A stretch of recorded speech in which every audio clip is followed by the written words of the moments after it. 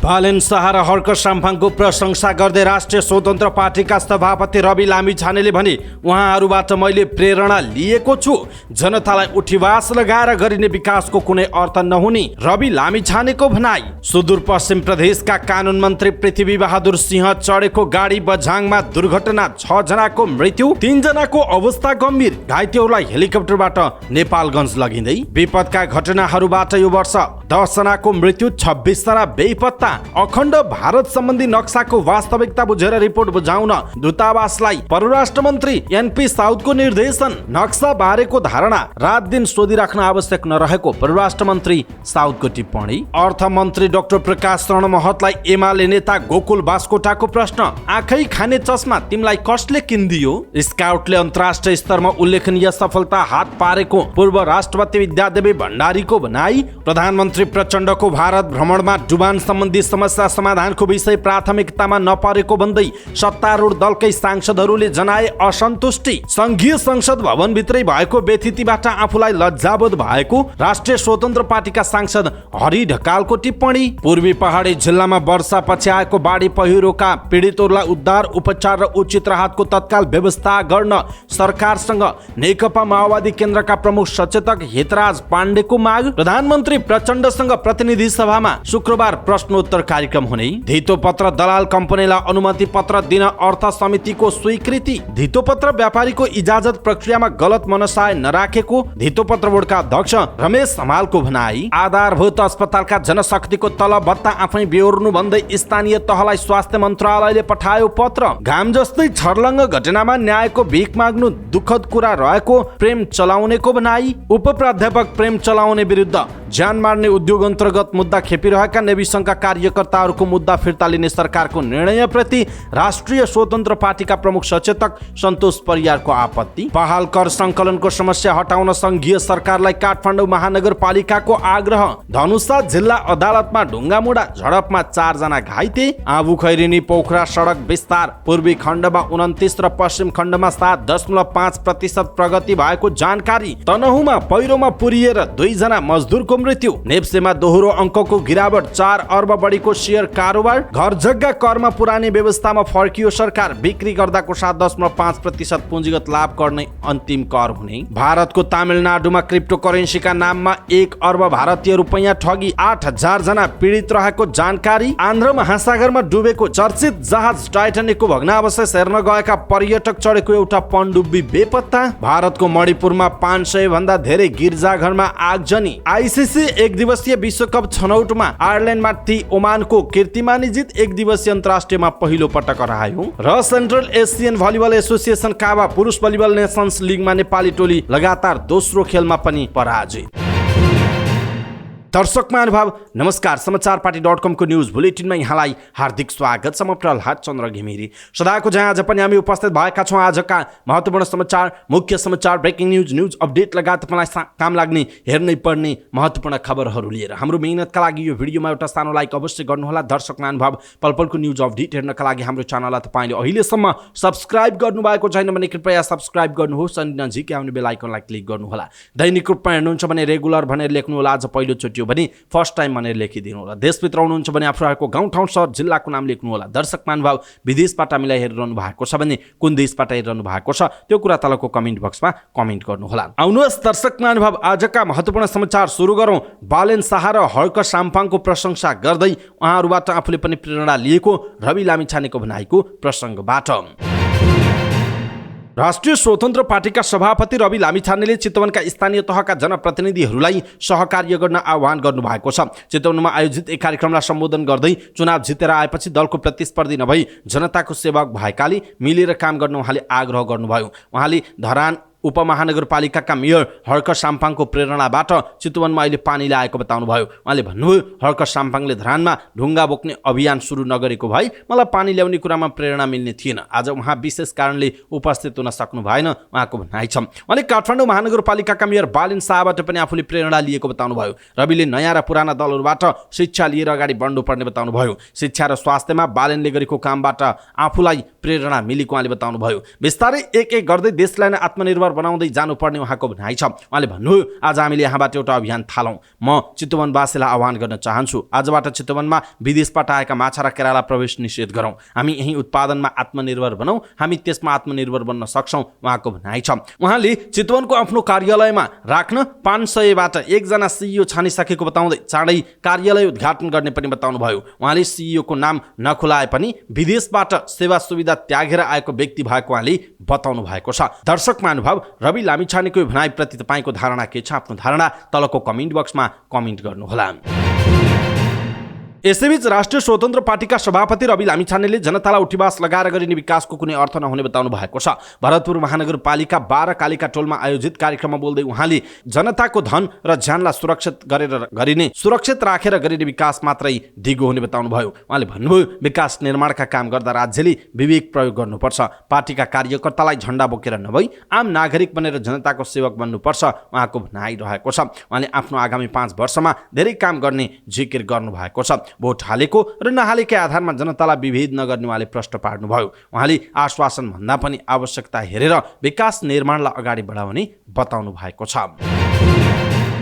सुदूरपश्चिम प्रदेशका आन्तरिक मामिला तथा कानुन मन्त्री पृथ्वीबहादुर सिंह चढेको गाडी बझाङको केदारसिंह गाउँपालिकामा दुर्घटनामा परेको छ। दुर्घटनामा 6 जना घाइते भएका छन्। धनगढीबाट बझाङका लागि छुटेको सुदूरपश्चिम प्रदेश 010001 480 नम्बरको गाडी केदारसिंह गाउँपालिका देउरा नजिकै दुर्घटनामा परेको हो। दुर्घटनामा मन्त्री सिंहसँगै उहाँकी श्रीमती, भाउजू र 2 जना सुरक्षा गार्ड र चालक घाइते भएको प्रहरीले जनाएको छ। उनीहरूको देउरा स्वास्थ्य केन्द्रमा प्राथमिक उपचार भइरहेको छ। घाइते सबैजना अचेत रहेको प्रहरीले जनाइएको छ। बझाङ केदारसिंह गाउँपालिकाको धारछडा भन्ने स्थानमा सडकबाट करिब 50 मिटर तल कालुङ्गा खोलामा किनारमा गाडी दुर्घटना हुँदा मन्त्री सिंहसहित 4 जना घाइते भएका हुन्। 4 जना मध्ये चालक बाहेक अन्य 3 जनाको अवस्था गम्भीर नै रहेको सहायक प्रमुख जिल्ला अधिकारी सत्यकुमार जोशीले पुष्टि गर्नुभयो। उहाँका अनुसार गम्भीर घाइतेहरूलाई हेलिकप्टरबाट नेपालगञ्ज लैजाने तयारी भएको जनाइएको छ।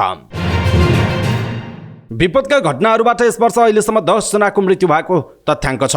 यस वर्ष मनसुन सुरु भएसँगै विपदका घटनाहरूबाट अहिलेसम्म 10 जनाको मृत्यु भएको हो। मङ्गलबार प्रतिनिधि सभा बैठकमा बोल्दै उपप्रधान एवं गृहमन्त्री नारायण काजी श्रेष्ठले विपदका घटनाबाट अहिलेसम्म 10 जनाको मृत्यु भएको जानकारी दिनुभयो। त्यस्तै 6 जना घाइते, 26 जना बेपत्ता र 54 घर पूर्ण रूपमा क्षति भएको उहाँको भनाइ छ। उहाँले असार 2 गते रातिदेखिको अविरल वर्षाका कारण शङ्खुवा सभा, ताप्लेजुङ र 5 थर जिल्लामा बढी असर परेको बताउनुभयो। मन्त्री श्रेष्ठले विपद पीडित उद्धार तथा राहत सम्बन्धी मापदण्ड 2077 अनुसार मृतकका परिवारलाई राहत उपलब्ध गराउने व्यवस्थामा लागिएको बताउनुभयो। उहाँले प्रभावित घर धुरीलाई पनि सोही मापदण्ड अनुरूप तत्काल पुनर्स्थापनाका लागि रकम उपलब्ध गराइने बताउनुभयो। उहाँले राहत उद्धार तथा पुनर्स्थापनाका लागि सरकारले स्थानीय तह लगायत सरोकारवाला निकाय सबैसँग समन्वय गरी काम गरिरहेको बताउनुभयो। परराष्ट्र मन्त्री नारायण प्रसाद साउद एनपी साउदले नेपाल सरकारले अखण्ड भारत सम्बन्धी नक्साको वास्तविकता बुझेर रिपोर्ट बुझाउन दिल्ली स्थित नेपाली दूतावासलाई निर्देशन दिएको बताउनु भएको छ। प्रतिनिधि सभा अन्तर्गतको अन्तर्राष्ट्रिय सम्बन्ध समितिलाई प्रधानमन्त्रीको भारत भ्रमणको बारेमा समितिमा उठेका प्रश्नको जवाब दिँदै मन्त्री साउदले यस्तो बताउनु भएको हो। उहाँले भारतले बनाएको नयाँ संसद भवनभित्र राखेको अखण्ड भारत सम्बन्धी नक्सामा लुम्बिनी, कपिलवस्तु लगायतका नेपाली भूभागहरू पनि समेटिएको विषयमा भारत सरकारको आधिकारिक धारणा आएको बताउनुभयो। उहाँले अखण्ड भारतको नक्सा म्युरलमा सम्राट अशोकको समयमा साम्राज्यको फैलावट जनाइएको भनी नक्सामा लेखिएको र राजनीतिक विषय नभएको भनी भारत सरकारका तर्फबाट आधिकारिक धारणा भारतका विदेश मन्त्रीबाट आएको बताउनुभयो। मन्त्री साउदले अखण्ड भारतको नक्साका विषयमा भारतीय पक्षसँग कुरा गरी प्रतिवेदन पाउन नयाँ दिल्ली स्थित नेपाली दूतावासलाई निर्देशन गरिसकेको समितिलाई स्पष्ट पार्नुभयो। उहाँले अखण्ड भारतको नक्सा भन्दा पनि चित्र भएको बताउनुभयो। उहाँले अखण्ड भारतको नक्साको विषयमा आफूले सञ्चार माध्यममा नेपाल सरकारलाई स्पष्ट जानकारी नआई बोल्न नमिल्ने भएकाले जानकारीमा नभएको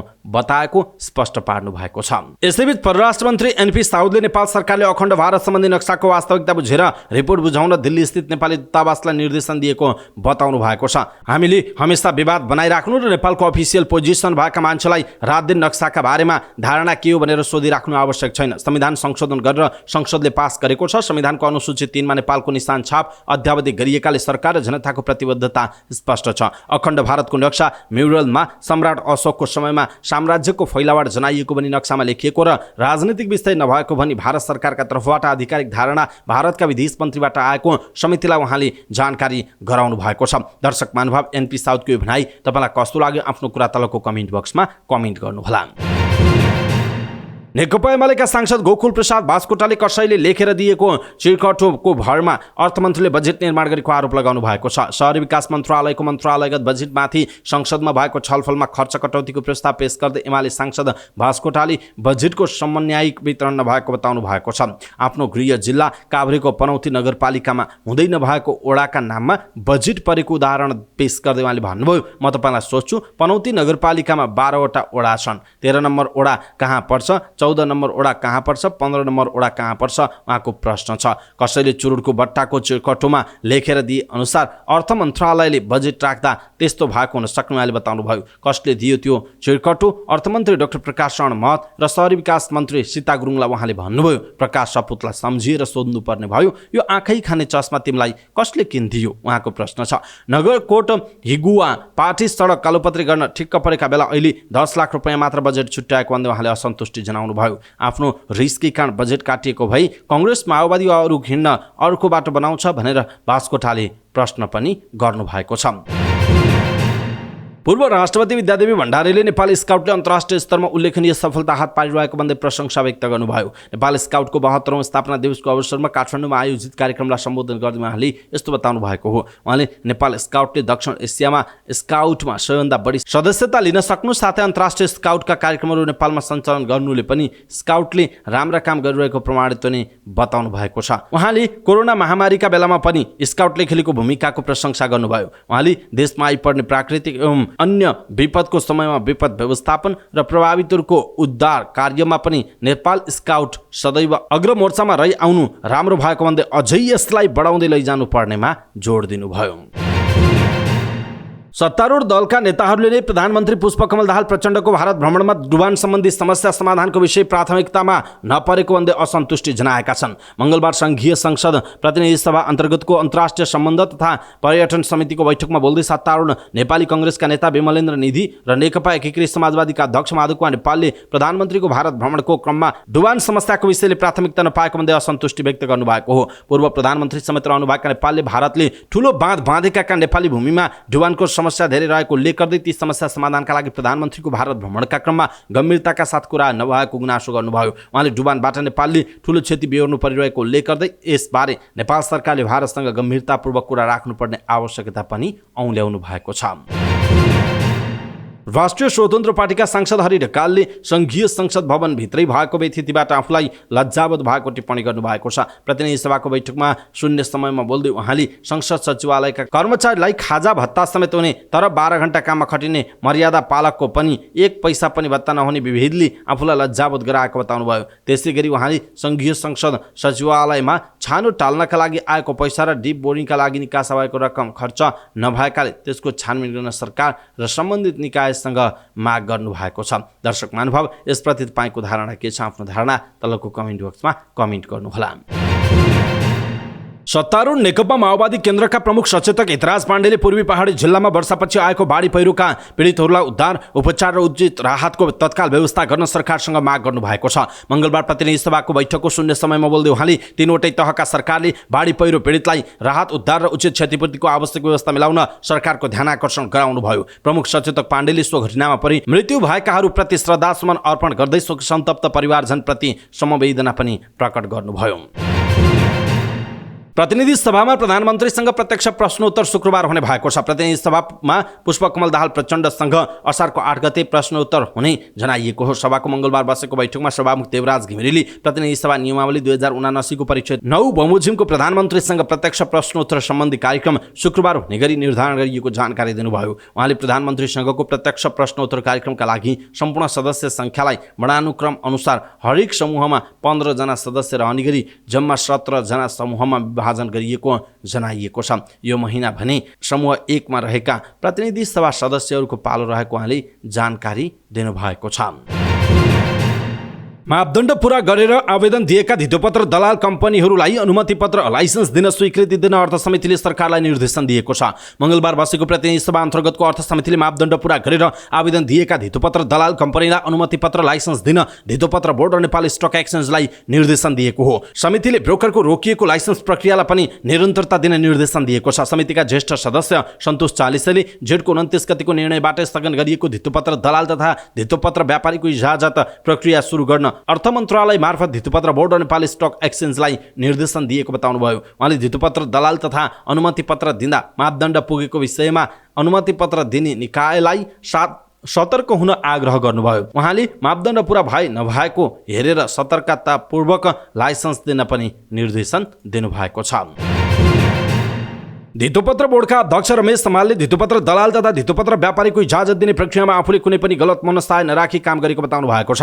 प्रतिनिधि सभा अन्तर्गतको अर्थ समितिमा बोल्दै अध्यक्ष समालले लाइसेन्स दिने प्रक्रियामा आफूले कुनै पनि गलत मनसाय नराखी काम गरेको बताउनुभयो। उहाँले लाइसेन्स दिने प्रक्रियामा कहीँ गल्ती कमजोरी नभएको भन्दै समितिलाई गल्ती कमजोरी हुन नदिने प्रतिबद्धता व्यक्त गर्नुभयो। उहाँले गल्ती भएको खण्डमा कारबाही गर्ने निकाय रहेको भन्दै गल्ती भई तत्काल कारबाही भोग्न आफू तयार रहेको बताउनुभयो। उहाँले व्यवस्थापन समितिले कागजात सङ्कलन गरेपछि बोर्डले आशय पत्र दिने र 30 दिनभित्रमा सबैलाई लाइसेन्स दिनुपर्ने व्यवस्था भएकाले समितिले पत्र पठाए पनि समय अभावका कारण लाइसेन्स वितरण गरिएको स्पष्टीकरण दिनुभयो। उहाँले आशय पत्र दिएका 43 जना मध्ये 18 जनाले मात्र किन लाइसेन्स पाए भन्ने सन्दर्भमा अध्ययनको कमिटी भएको बताइएको छ।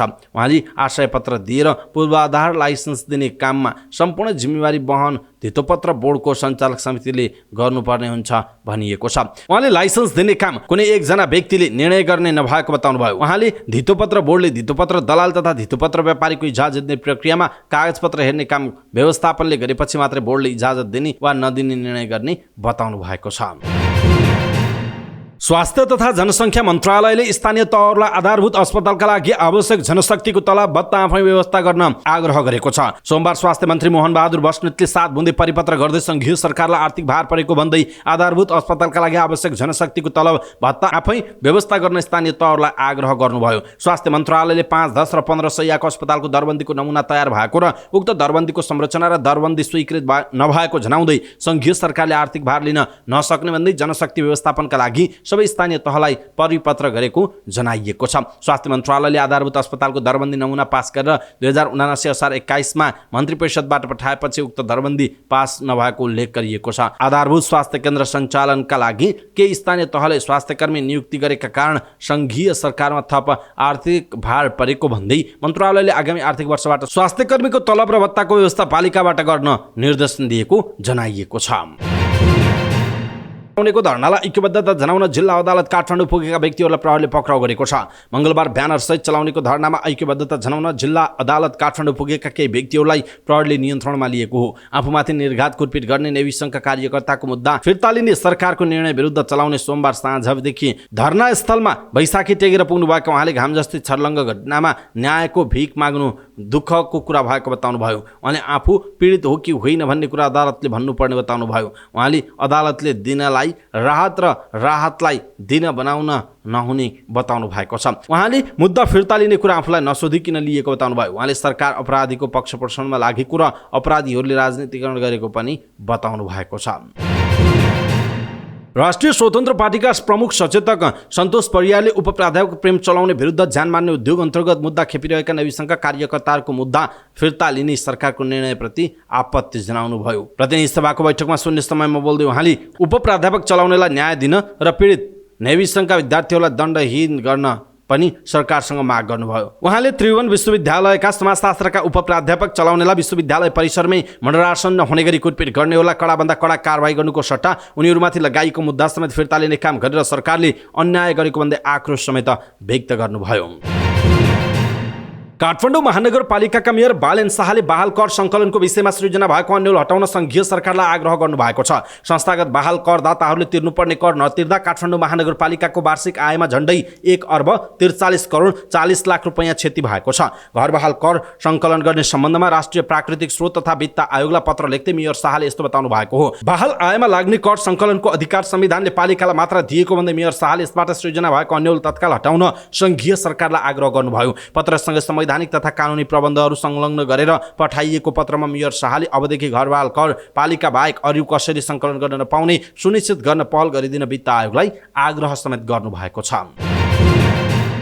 जिल्ला अदालत धनुषामा मंगलबार दिउँसो ढुङ्गामुढा भएको छ। धनुषामा शंकास्पद मृत्यु भएकी आरती शाहलाई न्यायको माग गर्दै प्रदर्शन गरिरहेका प्रदर्शनकारीले अदालतमा पनि ढुङ्गामुढा गरेका हुन्। प्रहरीले हत्यामा संलग्नलाई झुगाउन खोजेको भन्दै शाहको माइती पक्षले अदालत बाहिर प्रदर्शन गरेका थिए। त्यस क्रममा अदालतमा ढुङ्गामुढा भएको उल्लेख छ। प्रहरीले प्रदर्शनकारीलाई हटाउने क्रममा झडप समेत भएको छ। झडपमा प्रहरीले लाठीचार्ज गर्दा 4 जना घाइते भएका छन्। प्रहरीले प्रदर्शनमा सहभागी गोविन्द शाहलाई पक्राउ गरेको छ। प्रदर्शनकारीको ढुङ्गामुढाका कारण 1 जना प्रहरी घाइते भएको धनुषाका प्रहरी प्रवक्ता डीएसपी वेद प्रसाद गौतमले बताउनुभयो। जेठको 7 गते साँझ जनकपुर धाम उपमहानगरपालिका 9 थापाचोकी 22 वर्षीय आरती शाहको मृत्यु भएको थियो। माइती पक्षले घटनाको निष्पक्ष छानबिन र दोषीमाथि कारबाहीको माग गर्दै प्रदर्शन गरेका थिए। धनुषाका प्रहरी प्रमुख एसपी विश्वराज खड्का र डीएसपी वेद प्रसाद गौतमले प्रदर्शनमा सहभागीहरूलाई कुटपिट गरेको माइती पक्षले आरोप लगाएको जनाइएको छ। पृथ्वी राजमार्ग अन्तर्गत आँबुखैरेनी पोखरा सडक खण्ड विस्तारले अपेक्षाकृत गति लिन सकेको छैन। अहिलेसम्म पूर्वी खण्डमा 29% र पश्चिमी खण्डमा 7.5% मात्र भौतिक प्रगति भएको छ। तनहुँको आँबुखैरेनीदेखि म्याग्दी गाउँपालिकाको जामुने भन्ज्याङसम्मको 41 किलोमिटर सडकलाई पूर्वी खण्ड र जामुने भन्ज्याङदेखि पोखरासम्मको 39 किलोमिटर सडकलाई पश्चिम खण्ड भनेर भनिन्छ। पूर्वी खण्ड सडक विस्तारका लागि 2077 माघ 17 गते सम्झौता भई 2078 वैशाख 2 गतेदेखि काम सुरु भएको थियो। पश्चिम खण्डको काम भने पूर्वी खण्डको भन्दा 6 महिना ढिला सुरु भएको हो। पूर्वी खण्डको काम चाइना कम्युनिकेसन कम्पनी लिमिटेड र पश्चिम खण्डको काम चिनेकै एनहुई काइयुएन हाइब्रिड एन्ड ब्रिज कम्पनीले गरेको जनाइएको छ। पूर्व र पश्चिम गरी जम्मा 80 किलोमिटर लामो सडक खण्ड विस्तारका लागि एसियाली विकास ब्याङ्कले ऋण सहयोग गरेको छ। यी दुवै खण्ड विस्तारको काम 3 वर्षभित्र सम्पन्न गर्ने लक्ष्य रहेको छ। तनहुँको म्याग्दी गाउँपालिका गुणादीमा पहिरोमा पुरिएर 2 जनाको ज्यान गएको छ। मृत्यु हुनेमा झापाको शिवशताक्षी नगरपालिका 7 बस्ने 33 वर्षीय भीम भुजेल र उदयपुरको कटारी नगरपालिका 7 बस्ने 40 वर्षीय बलबहादुर राई रहेको जिल्ला प्रहरी कार्यालय तनहुँले जनाएको छ। मुगलिन पोखरा सडक खण्ड अन्तर्गत सडक छेउमा पर्खाल निर्माणका क्रममा सोमबार साँझ माथिबाट माटोको ढिस्को खसेर उनीहरू गम्भीर घाइते भएका थिए। भीमको दमौली अस्पतालमा र बलबहादुरको पोखरामा उपचारका क्रममा मृत्यु भएको जिल्ला प्रहरी कार्यालय तनहुँका प्रहरी नायब उपरीक्षक मोहन बहादुर खाँडले जानकारी दिनुभयो। साताको तेस्रो दिन मंगलबार नेप्से दोहोरो अङ्कले घटेको छ। नेप्से परिसूचक 26.5 अङ्कले घटेर 2064 बिन्दुमा कायम भएको छ। मंगलबार विभिन्न कम्पनीका 1,07,92,742 किता शेयरको खरिद बिक्री हुँदा 4,11,06,06,953 रुपियाँको कारोबार भएको छ। कारोबारका आधारमा नेपाल इन्फ्रास्ट्रक्चर बैंक लिमिटेड 20,57,53,961 रुपियाँको कारोबारका साथ शीर्ष स्थानमा रहेको छ भने सिटी होटल्स लिमिटेडको शेयर सकारात्मक सर्किट लेभलमा कारोबार भएको छ। उपसमूहतर्फ भने 3 समूह बाहेक 10 वटा समूहको शेयर मूल्य घटेको जनाइएको छ।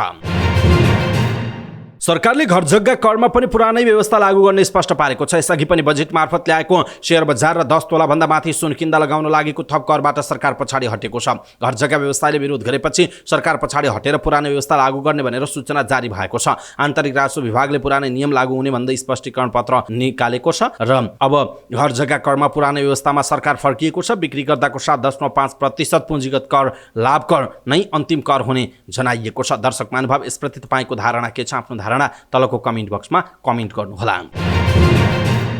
भारतको तमिलनाडुमा क्रिप्टोकरेन्सीका नाममा 1 अर्ब भारतीय रुपियाँ ठगी भएको पाइएको छ। तंजावुर जिल्लाको कुम्भकोणममा क्रिप्टोकरेन्सीमा लगानी गरेका झन्डै 8,000 जना व्यक्तिसँग 1 अर्ब भारु ठगी भएको खुलेको बीबीसी हिन्दीले जनाएको छ। ठगीमा संलग्न 5 जना फरार रहेको र उनीहरूको कार्यालय 5 महिनादेखि बन्द रहेको खबरमा उल्लेख छ। पीडित मध्येका एक अमानुल्लाहका अनुसार उनका एक साथी 2 वर्ष अघि घर आएका थिए, जसले क्रिप्टोकरेन्सीमा 1 लाख रुपियाँ लगानी गरेमा मासिक 15,000 रुपियाँ दिने बाचा गरेका थिए। अमानुल्लाहले साथीको सल्लाहमा 2 लाख रुपियाँ लगानी गरेर आफूले भने जस्तै पहिलो महिनामा 30,000 रुपियाँ पाए। त्यसपछि उनी आफै पनि मान्छेलाई लगानी गराउने अभियानमा जोडिएका थिए, तर बिस्तारै उनीहरूले मान्छे ठगी गर्न थाले। यस घोटालाको शिकार 98% मुस्लिम महिला हुन्, जसले आफ्नो बचत क्रिप्टोकरेन्सीमा लगानी गरिरहेका थिए। पीडितहरूले उजुरी दिएपछि प्रहरी नायब उपरीक्षकको नेतृत्वमा विस्तृत अनुसन्धान सुरु भएको प्रहरीले जनाएको छ।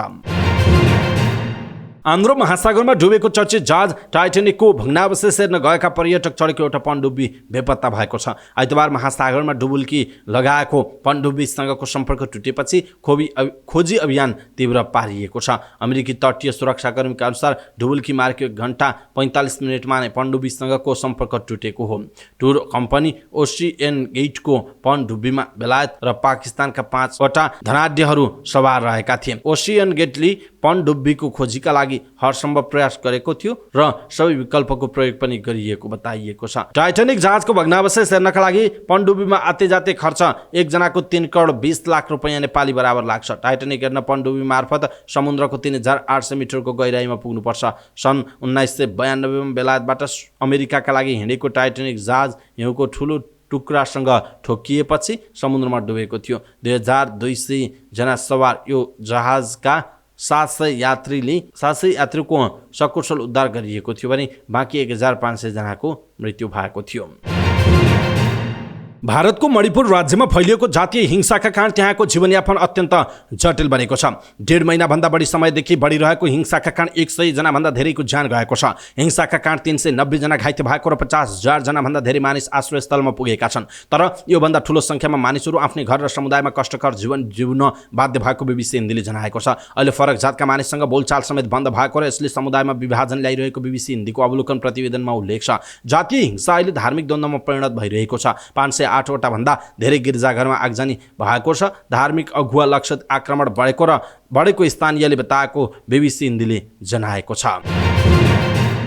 आइसिसी 1 दिवसीय विश्वकप छनौटमा ओमानले आयरल्यान्डमाथि 5 विकेटको कीर्तिमानी जित निकालेको छ। ओमानले 1 दिवसीय अन्तर्राष्ट्रियमा टेस्ट खेल्ने राष्ट्र आयरल्यान्डलाई पहिलो पटक हराएको हो। जिम्बाब्वेको बुलावाया एथलेटिक क्लबमा आयरल्यान्डले दिएको 282 रनको लक्ष्य ओमानले 48 ओभर 1 बलमा 5 विकेट गुमाएर भेट्टाए। ओमानका लागि कश्यप प्रजापतिले 76, कप्तान जेसन मक्सुदले 59, अकिब इलियासले 52 र मोहम्मद नदिमले नट आउट 46 रन बनाए। बलिङतर्फ आयरल्यान्डका जेसुआ लिटिल र मार्क एधरले 2-2 विकेट लिएका थिए। यसअघि टस हारेर पहिला ब्याटिङ गरेको आयरल्यान्डले निर्धारित 50 ओभरमा 7 विकेट गुमाएर 281 रनको बलिङ गरिरहेको थियो। आयरल्यान्डले निर्धारित 50 ओभरमा 7 विकेट गुमाएर 281 रन बनायो। आयरल्यान्डका लागि जर्ज ढोकरेलले नट आउट 91 र ह्यारी टेक्टरले 52 रन बनाए। बलिङतर्फ ओमानका बिलाल खान र फैयज बटले 2-2 विकेट लिएका थिए। र सेन्ट्रल एसियन भलिबल एसोसिएसन काभा पुरुष भलिबल नेसन्स लिगमा नेपाली टोली लगातार दोस्रो खेलमा पराजित भएको छ। सोमबार घरेलु टोली किर्गिस्तानको खेलमा नेपाल 3-1 को सेटमा पराजित भयो। पहिलो सेट किर्गिस्तानले 26-24 ले जित्दा दोस्रो सेट नेपालले 25-21 ले जित्दै खेलमा फर्कने सङ्केत गरेको थियो। तर नेपालले तेस्रो सेट 25-18 र चौथो सेट 25-16 ले हार्यो। नेपाल पहिलो खेलमा मङ्गोलियासँग 3-1 ले पराजित भएको थियो। लगातार दोस्रो हारसँग नेपाल अङ्कविहीन छ। अब नेपालले इरानसँग, बिहिबार तुर्कमेनिस्तानसँग र शुक्रबार किर्गिस्तानको अर्को टोली र अनि आइतबार उज्बेकिस्तानसँग खेल्ने जनाइएको छ। अवस्था दर्शक महानुभाव समाचारपाटी.com को न्युज बुलेटिन अहिलेका लागि यति नै। हामीले प्रस्तुत गरेका यी समाचारहरूप्रति तपाईँको धारणा के छ? आफ्नो धारणा तलको कमेन्ट बक्समा कमेन्ट गर्नुहोला। हाम्रो मेहनतका लागि यो भिडियोमा एउटा सानो लाइक अवश्य गर्नुहोला। दर्शक महानुभाव पलफलको न्युज अपडेटका लागि हाम्रो च्यानललाई तपाईँले अहिलेसम्म सब्स्क्राइब गर्नुभएको छैन भने कृपया सब्स्क्राइब गर्नुहोस् अनि नजिकै आउने बेल आइकनलाई क्लिक गर्नुहोला। समाचारपाटी न्युज बुलेटिन नेपाली समयअनुसार भोलि बिहान 5 बजे लिएर फेरि हामी उपस्थित हुनेछौँ। पलफलको न्युज अपडेटका लागि समाचारपाटी हेर्दै गर्नुहोस्। नमस्कार।